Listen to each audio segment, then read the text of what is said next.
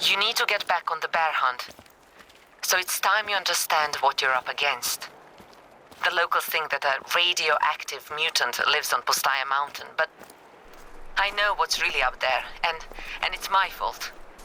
Head to the area marked on the Hunter mate, and I'll explain. My previous expedition. You know, they were enthusiasts, not professionals.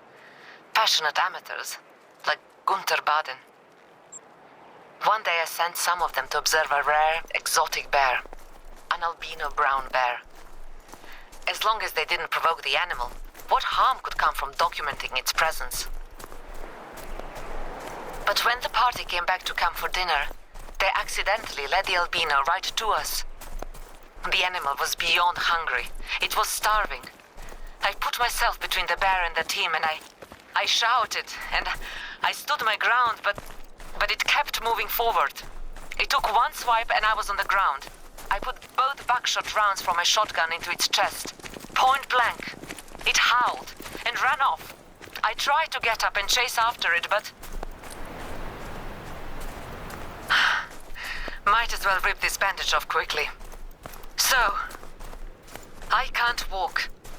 For now. With a year in physical therapy, maybe I will graduate from chair to crutches.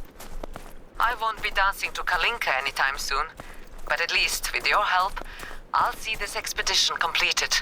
Clean up the mess that I made. Anyway, that's why I'm not out there with you. I wish I could be, but... Sorry. This is not a pity party. I think the albino is still alive. I should have had slugs loaded in my shotgun, but I never thought this one would sneak up on us. I would be overjoyed to find out I'm just being paranoid, but to prove it beyond a doubt, you're heading for the albino's den. Be careful, and we'll see what we find.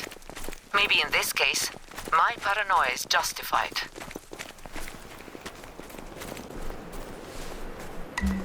You've reached Postaya Mountain. Before you go getting into trouble, I have an update on the diseased lynx that Anatoly was testing. It wasn't diseased after all. It was poisoned. Based on the chemicals found in the lynx's blood, we are talking pre-war industrial waste. Another ghastly substance unearthed as the permafrost thaws. Thanks to us, the state is assembling a crisis team to clean up the area. But before we go congratulating ourselves for that, you're danger close to the albino's domain, as the Americans say. Do you see tracks? Droppings?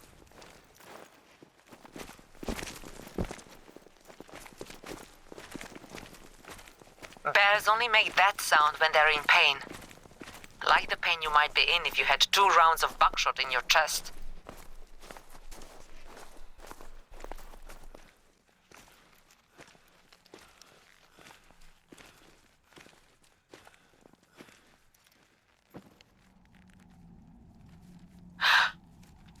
That's him.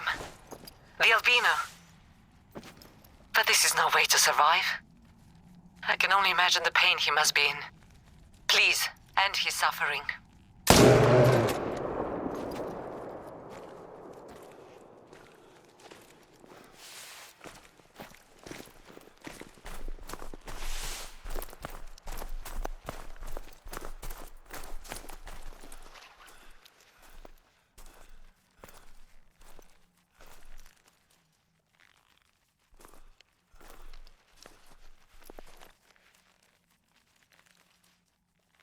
I knew that the albino was still out there. Ever since that day, I felt this chain, linking my pain to the albino's pain. Every night, dreaming of my albino counterpart, roaming the wilderness, starving and driven mad by a chest full of steel. Such pain! No wonder he attacked those animals without eating them. This may sound disingenuous, but I actually felt more pity for the albino than for myself. Now the bear has peace. Maybe I can find peace too. All because of you.